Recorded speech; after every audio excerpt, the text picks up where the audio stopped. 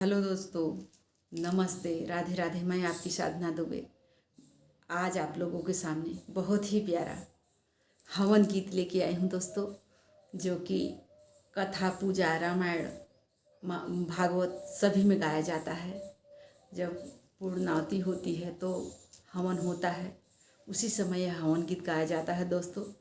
अगर आप लोगों को पसंद आए तो लाइक, शेयर, सब्सक्राइब जरूर कीजिएगा और अपनी छोटी सिस्टर पे अपना दुलार प्यार खूब ढेर सारा दीजिएगा दोस्तों। हमारे इस गीत पे आशा नहीं, पूरी उम्मीद करती हूँ कि यह हवन गीत आप लोगों को बेहद पसंद आएगा। उगतै सूरज वाया जोर भैले हो, उगतै सूरज वाया जोर भैले हो, पंडित हवन कराव बड़ी देर भैले हो, पंडित हवन कराव बड़ी देर भैले हो।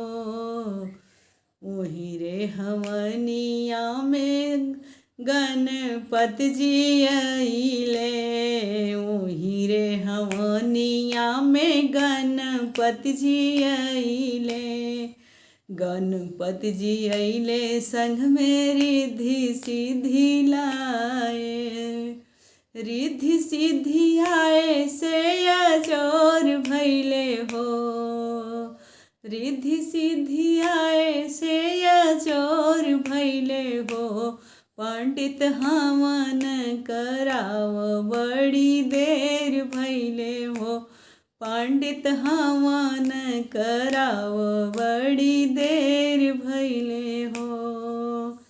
ओही रे हवनिया में ब्रह्मा जी आए, ब्रह्मा जी आए हो, ब्रह्मा जी आए, ब्रह्माणी के आए से अजोर भैले हो, ब्रह्माणी के आए से अजोर भैले हो, पंडित हवन कराव बड़ी देर भैले हो, पंडित हवन कराव बड़ी देर भैले हो।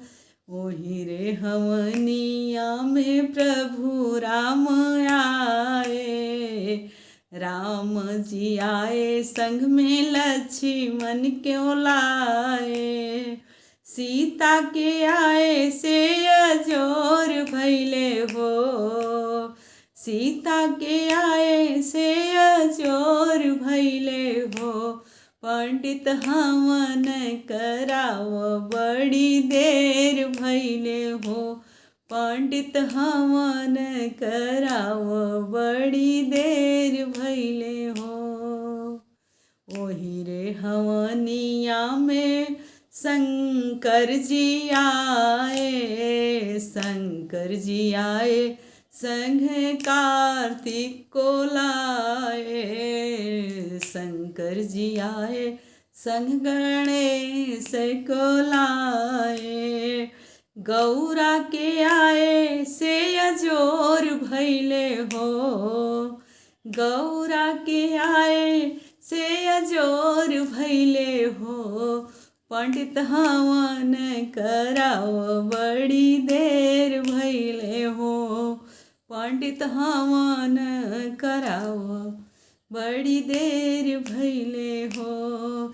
ओही रे हवनिया में कान्हा जी आए, कान्हा जी आए संग बलदाऊ के लाए, राधा के आए से अजोर भैले हो, राधा के आइले से अजोर भैले हो, पंडित हवन कराव बड़ी देर भैले हो, पंडित हवन कराव बड़ी देर भैले हो, पंडित हवन कराव बड़ी देर भैले हो। उगतै सूरज वाया जोर भैले हो, उगतै सूरज वाया जोर भैले हो, पंडित हवन कराव बड़ी देर भैले हो। पंडित हवन कराव बड़ी देर भैले हो। देर भैले हो पंडित देर भैले हो। पंडित हवन कराव बड़ी देर भैले हो। धन्यवाद दोस्तों। अगर ये हवन गीत आप लोगों को पसंद आए तो लाइक शेयर सब्सक्राइब जरूर कीजिएगा।